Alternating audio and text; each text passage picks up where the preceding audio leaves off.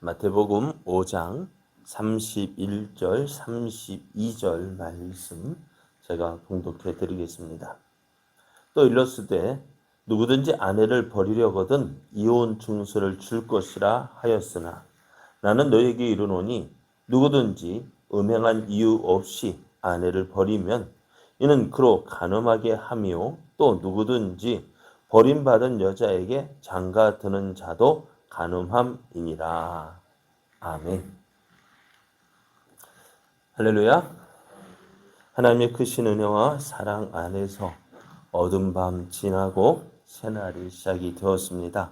오늘도 우리를 사랑하셔서 새로운 하루를 시작하게 하신 하나님을 믿고 의지함으로 어제보다 풍성한 은혜를 누리는 복된 날 되기를 예수님의 이름으로 축복합니다. 오늘 우리에게 주신 하나님 말씀을 통해서 결혼은 중요하고 귀한 것이기에 지켜져야 합니다. 결혼은 중요하고 귀한 것이기에 지켜져야 합니다. 이런 제목으로 하나님 말씀을 증거하겠습니다. 예수님은 간음하지 말라는 제7계명을 말씀하시면서 몸으로 행하기 이전에 이제 마음으로 생각한 그 자체부터 죄라고 말씀을 하셨습니다.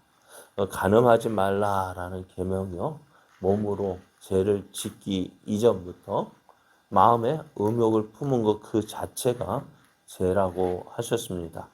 그래서 그 죄를 짓는 것이 얼마나 무서운 것인지 이렇게 말씀하셨어요. 만일 내 오른눈이 너를 실족하게 하거든 떼어버리라.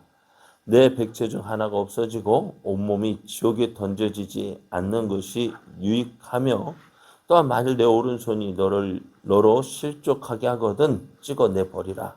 내 백체 중 하나가 없어지고 온몸이 지옥에 던져지지 않는 것이 유익하다라고 말씀하셔요. 예수님께서 이 말씀하시는 것은요, 이 하신 이유는 실족해 하는 것, 죄를 짓게 하는 모든 것을 전심전력을 다해서 피하라는 것입니다. 왜요? 죄를 지은 결과가 무섭기 때문에요.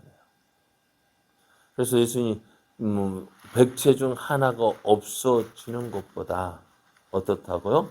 지옥에 던져지지 않는 것이 더 유익하다는 것입니다. 그러니까 그만큼 어떻게 죄가 무섭다는 것입니다. 또 예수님 계속해서 오늘 이혼 제도에 대해서 말씀을 하시는데요. 하나님께서 지으신 제도가 있다면은 가정과 교회를 만드셨어요. 하나님은 먼저 남자와 여자가 만나서 가정을 이루는 것을 귀하게 여기셨는데요. 마태복음 19장 4절에서 6절을 보면은 예수님께서 이렇게 말씀하셔요. 예수님께서 대답하여 이르시되 사람을 지으신 이가 본래 그들을 남자와 여자로 지으시고 말씀하시기를 그러므로 사람이 그 부모를 떠나서 아내에게 합하여 그 둘이 한 몸이 될지니라 하신 것을 읽지 못하였느냐. 그런즉 이제 둘이 아니요 한 몸이니 그러므로 하나님이 짝지어 주신 것을 사람이 나누지 못할지니라 이렇게 말씀하셨어요. 그만큼 하나님은 가정을 남자와 여자가 만나 결혼하여 가정을 이루는 것을 중요하게 여기신다라고 말씀하셔요. 그런데요, 이렇게 하나님께서 귀하게 여기시는 가정이요, 너무나 쉽게 깨어지고 있는 것을 우리는 보고 있습니다. 많이 깨어져 가지고요, 어떻게 보면 돌싱 돌아온 싱글이라 해서 이제는 뭐 별로 아무 일 없었다는 것, 없었던 것처럼 이야기하고 있습니다. 그런데 예수님 당시에도 이 유대인 가운데서도 이혼이라는 제도가 있었는데요. 그 당시에는 이혼이 쉬웠을까 어려웠을까요? 네, 이혼하는 것이요 너무너무 쉬웠습니다. 왜요? 그냥 이혼 증서 써주면 되거든요. 이혼이야 라고 말하고요. 증서 하나 이혼, 이 여자와 나는 이혼했습니다 하고 증서 써주면 그만이었어요. 이 사실 이제 신명기 24장 1절을 근거로 하고 있는데요. 신명기 24장 1절을 보면은 사람의 아내를 맞이하여 데려온 후에 그에게 수치되는 일이 있음을 발견하고 그를 기뻐하지 아니하면 이혼 증서를 써서 그의 손에 주고 그를 자기 집으로 내보낼 것이라 라고 말씀했어요. 이 당시에도 이혼의 조건이 무엇이었어요? 수치되는 일이 있었다는 거죠. 수치되는 일이 있을 때는 이혼이 가능하다 했습니다. 그런데 이 수치되는 일을 적용할 때요. 까다롭게 적용해야 되는 너무 광범위하게 적용했다는 것입니다. 그럼 여자에게 수치되는 일이 뭐가 있을까요? 수치되는 일이 뭐가 있을까요? 성경에도 말하면 결혼하기 전에 다른 남자와 간음하는 그 모습. 그거 외에는 이 창세기 24장, 신명기 20, 그 외에는 다른 일을 말하지 않았어요. 그래서 수치되는 일을 적용할 때는 엄격하게 적용이 됐었는데요. 그런데 예수님 당시에는 이 수치되는 일을 너무 광범위하게 적용했다는 것입니다. 그래서 어떻게 해요? 남자가 생각할 때 이거 수치되는 일이다라고 생각이 되면은요, 언제든지 이혼할 수 있습니다. 아, 여자 목소리가 너무 커. 그러면은 어떻게, 남자의 생각, 이것을 여자가 목소리가 커서 되겠어? 하고, 그 생각 때문에 어떻게 돼요? 이혼 줘서 너 이혼이야. 또 음식을 못할 수 있잖아요? 그죠? 음식을 못하면 못할 수도 있는데, 아, 이거 수치다는 일이야? 하고 이혼 줘서 쓰면 되는 거예요. 너무 쉽게. 그러니까 당시 결혼한 여자의 지리는 결혼했는데도요. 여자는 언제 이혼당할지 모르는 그러한 상황이 있었습니다. 그리고 이혼 증서 써주는 것 외에는요. 다른 조건 붙어 있지 않습니다. 그러니까 어떻게 될까요? 우리는 너무 쉽게 헤어졌어요. 이혼은 너무너무 쉽게 허용되다 보니까요. 가정이 하나님께서 기뻐하시던 그 가정이요. 깨어지는 일이 너무나 많았다는 것입니다. 그런데 하나님께서 결혼을 제정하신 뜻, 이런 모습은요. 하나님께서 결혼을 제정하신 뜻과는 너무 다른 모습이었다는 것입니다. 그럼에도 서기관들은 어떻게 해요? 이렇게 가르쳤다는 거야. 이혼 증서 써주면 이혼이 가능하다. 그래서 예수님은 새롭게 말씀하셔요. 뭐라고 말씀하시냐? 오늘 32절을 보면은요. 나는 너에게 이르노니 누구든지 음행한 이유 없이 아내를 버리면 이는 그로 간음하게 하며 또 누구든지 버림받은 여자에게 장가드는 자도 간음함이니라 했습니다. 예수님도요.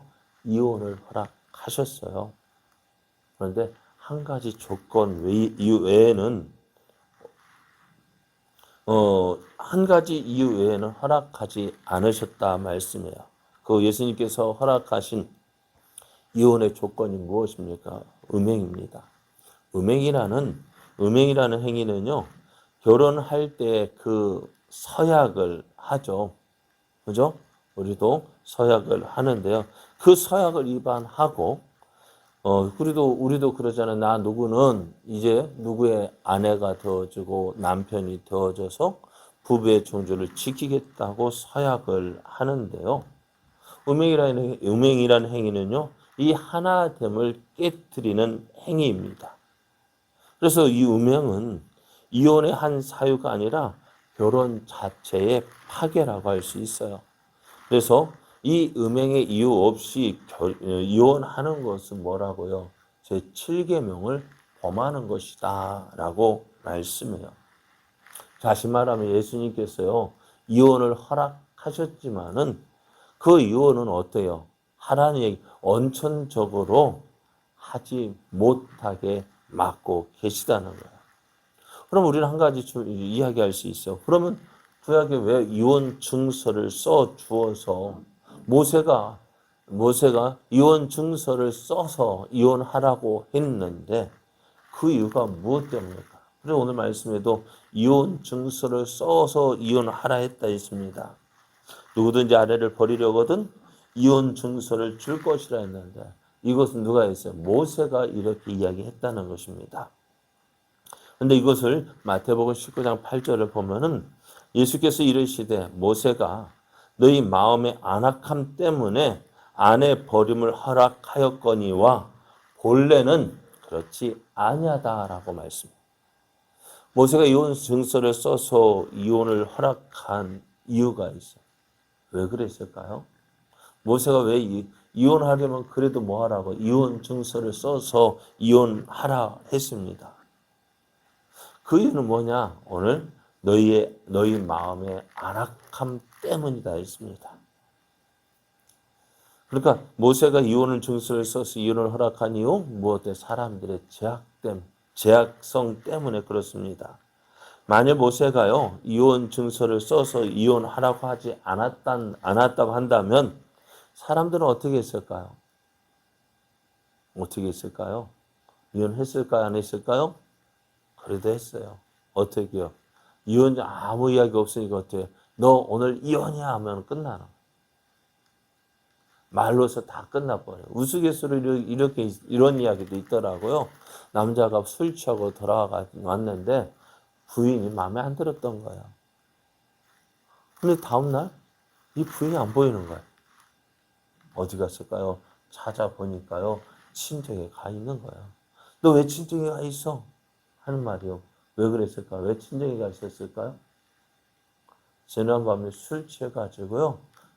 시중에 부인, 너 이혼이야! 했더니 부인 어떻게 될까요? 그 말 듣고 자기 집 친정으로 돌아간 거예요. 그러다 보니 어떻게 이혼이 너무너무 쉬운 거예요. 그래서 모세가 이혼 증서를 써서 이혼을 한다는 것은 어떤 말일까요?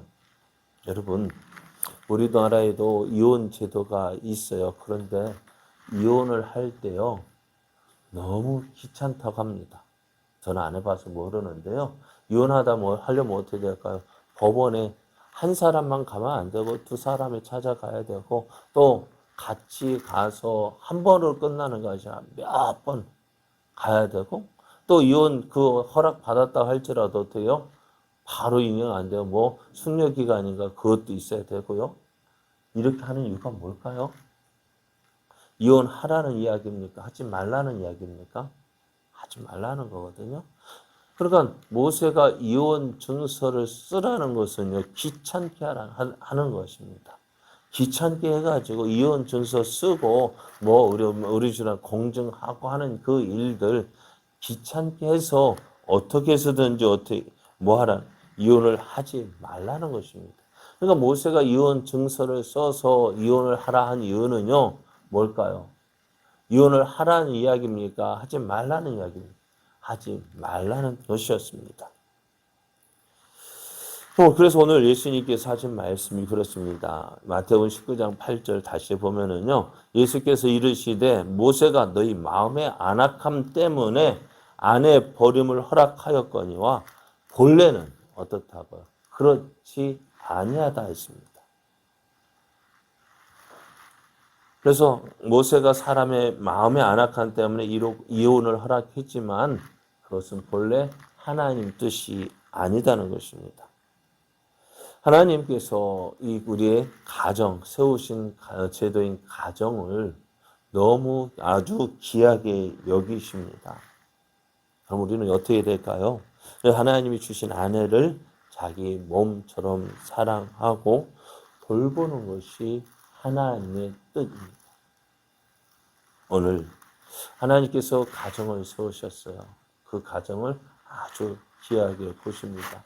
아담과 하와가 가정을 세웠을 때 하나님은 너무 귀하게 여기셨습니다. 오늘 우리가 하나님을 사랑한다고 고백합니다. 또 예수님은 우리는 또 하나님을 사랑하라고 계명을 주셨고요. 또 이웃을 내 몸과 같이 사랑하라는 계명을 주셨습니다. 가장 가까운 이웃이 누구입니까? 가장 가까운 이웃이 부부 아닐까요? 그 가장 가까운 이웃을 사랑하지 못하고 먼 데 있는 사람을 사랑한다고요? 그것은 불가능한 일이에요. 그것은 가능하지 않습니다. 오늘 하나님이 주신 아내 또 하나님이 주신 남편을 자기 몸처럼 사랑하고 돌보는 것이요. 우리를 향한 하나님의 뜻입니다. 그리고 하나님께서 세우신 가정 아름답게. 그래서 이 가정은요, 어떻게 중요한 것이고 귀한 것이에요. 그래서 하나님이 세우셨어요. 그것을 우리가 어떻게 할까요? 깨트리지 못한다 말씀하셨습니다. 하나님께서 귀하게 보시는 가정, 우리도 어떻게 해요? 그 가정을 귀하게 생각하고 그 가정을 지켜야 하는 것이 우리들이 해야 할 일입니다.